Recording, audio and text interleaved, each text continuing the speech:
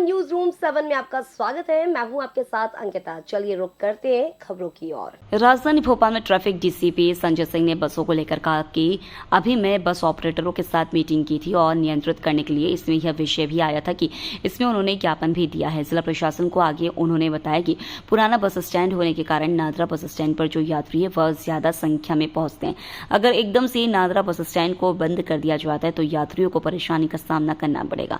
Hamidia road पर traffic jam की स्थिति बनती थी, जिसको लेकर हमने बस ऑपरेटर से कहा है कि कोई भी बस नादरा बस स्टैंड से निकलने के बाद रास्ते में कहीं पर भी नहीं रुकेगी, जिससे कि ट्रैफिक जाम की स्थिति ना बने। वहीं ई रिक्शा को लेकर कहा कि सड़क सुरक्षा जो समिति है जिले की, उसमें ई रिक्शा के ऊपर नियंत्रण करने की बात की गई है और उनके ऊपर नियम और कायदे विशेष रूप से बनाए भी जाएंगे।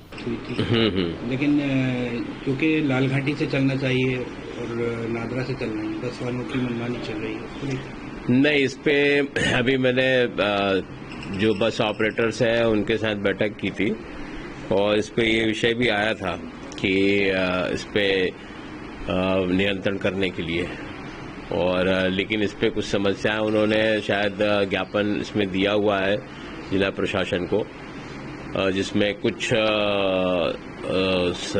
सीमा के साथ और समय को ध्यान में रखते हुए गाड़ियों की अनुमति उनके द्वारा चाही गई है। और क्योंकि नादरा बस स्टैंड अभी वर्तमान में चल रहा है और लोग बाग जो सवारियां हैं वो नादरा बस स्टैंड बहुत अधिक संख्या में आती हैं, शहर के मध्य में स्थित होने के कारण और दूसरा रेलवे स्टेशन के नज़दीक होने के कारण सामान्य रूप से वहाँ पे जो यात्री पहुँचते हैं। तो यदि एकदम से उन्हें बंद कर दिया जाए तो निश्चित रूप से कुछ समस्याएं होंगी।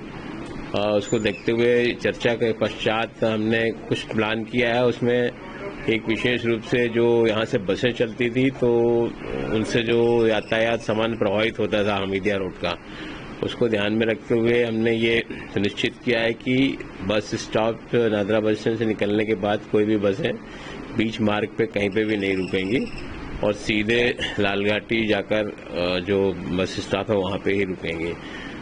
इस संबंध में सभी ऑपरेटर्स ने अपनी सहमति दी है और उसका शायद पालन भी किया जा रहा है।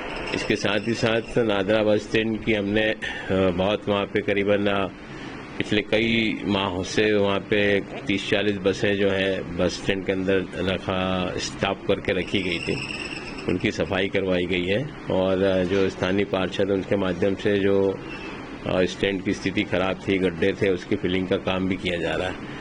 तो उसमें व्यवस्थाएं जो है वो यात्रियों की संख्या को देखते हुए बनाने का प्रयास किया जा रहा है और जो आगामी दिनों में उसके संबंध में जो जिला प्रशासन निर्णय लेगा, अंतिम निर्णय, उसके अनुसार हम उसमें कार्रवाई करेंगे। जी, वही मैंने जैसे बताया अभी आपको कि जो सड़क सुरक्षा यातायात जो समिति है जिले की, उसके माध्यम से उसमें ई रिक्शा के ऊपर कुछ नियंत्रण करने की बात की गई है और उनके लिए कुछ नियम और कायदे विशेष रूप से बनाए जाएंगे और व्यवस्थाएं की जाएंगी कि किन किन स्थानों पर ई रिक्शा को और क्या क्या किन किन क्षेत्रों पे, किन किन रास्तों पर और किन कामों पे उन्हें हम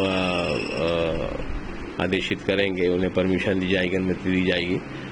इन सब पे शीघ्र ही यातायात विभाग के द्वारा एक विस्तृत चर्चा और दिशा निर्देश जो सड़क सुरक्षा समिति है उसके माध्यम से किया जाएगा। फिलहाल इस बुलेटिन में इतना ही। आप बने रहिए न्यूज रूम 7 के साथ। नमस्कार।